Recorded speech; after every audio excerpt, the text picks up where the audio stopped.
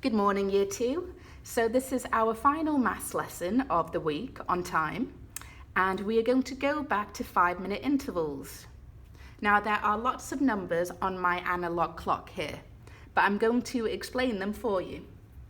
Now we have our normal numbers inside any clock, which go from 1 around to 12.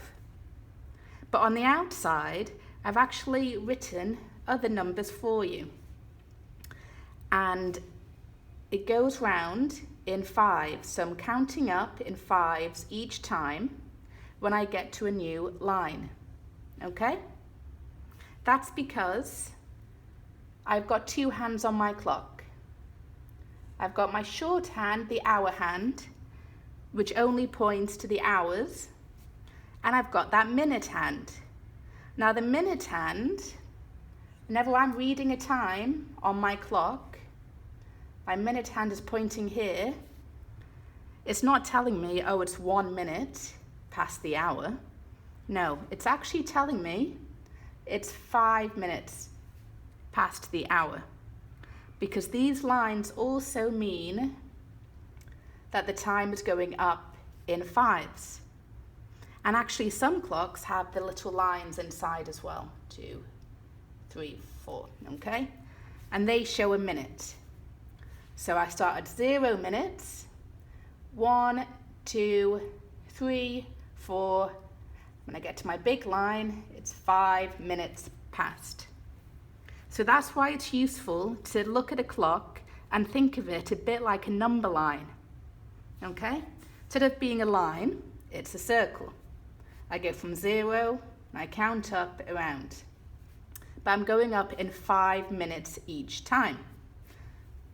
0, 5, 10, 15, 20. Okay?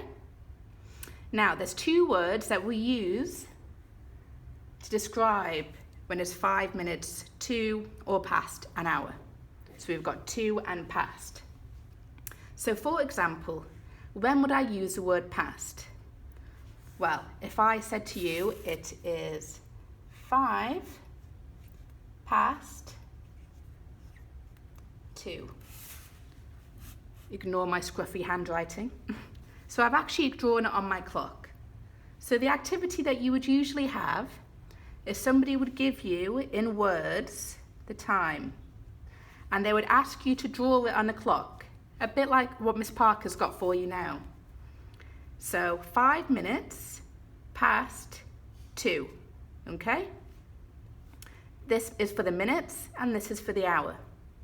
So I start at 0 and I know it's 5 minutes, that's my minute hand, past the hour 2, okay?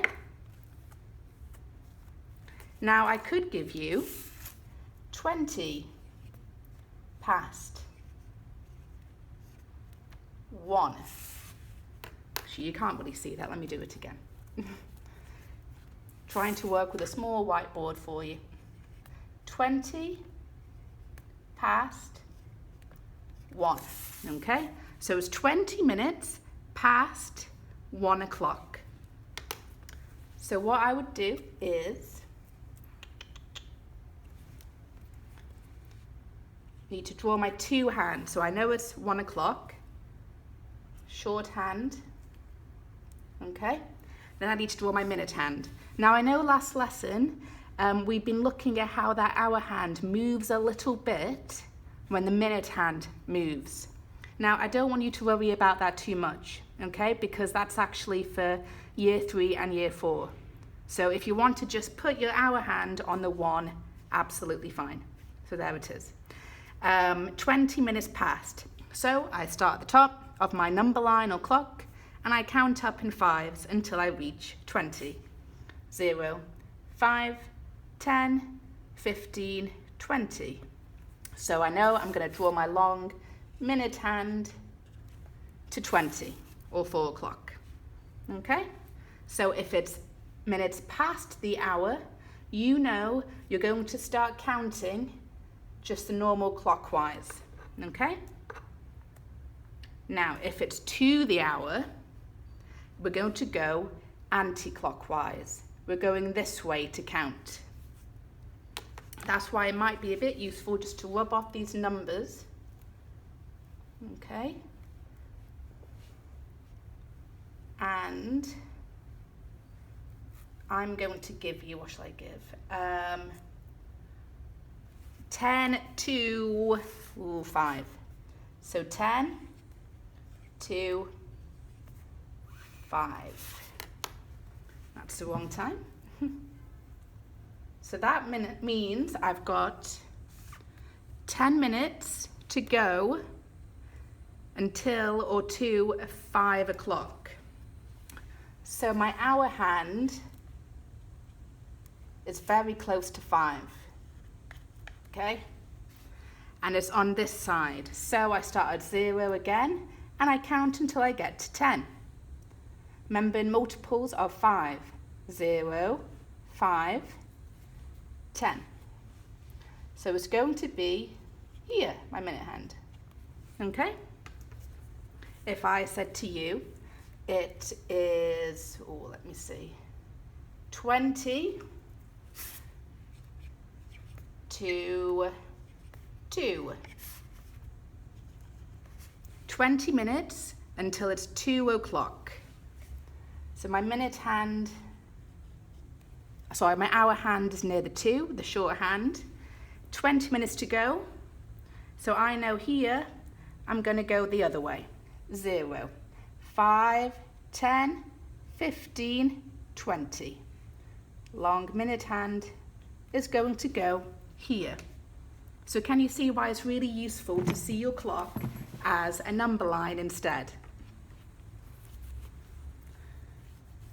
Now, if I very lastly split up this clock for you again, just like our fractions,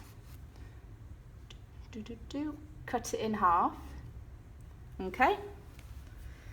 So, if it goes from 0 to 30, it's past.